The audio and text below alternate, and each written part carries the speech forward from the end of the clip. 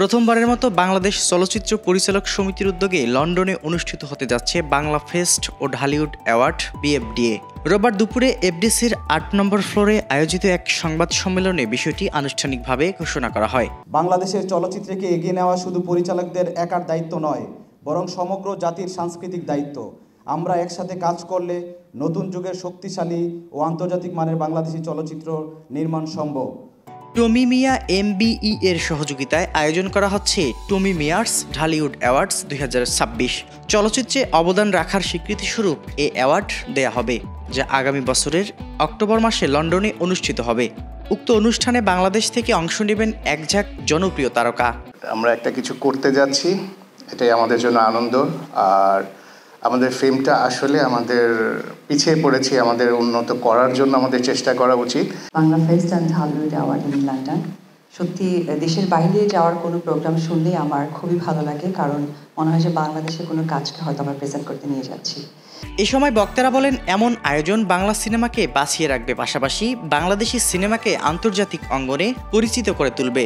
বাংলাদেশের মানুষ, বাংলা ভাষাভাষী যারা আছেন লন্ডনে, যারা মানে খুব তাকিয়ে থাকেন চাতক পাখির মতো একটা বাংলা সিনেমা, বাংলা গানের জন্য, সেইখানে বাংলাদেশের চলচ্চিত্রের অ্যাওয়ার্ড হবে, সাংস্কৃতিক সন্ধ্যা হবে, এটা আমাদের জন্য একটা বড় প্রাপ্তি।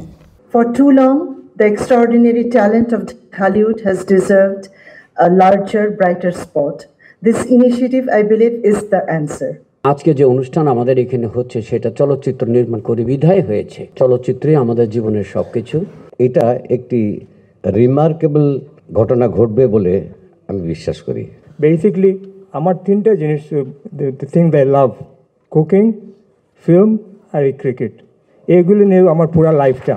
আজকে এত ভালো লাগতেছে আর কি। It's an honour and privilege to be here. কারণ আপনারা যদি নাও, I could be getting that fur.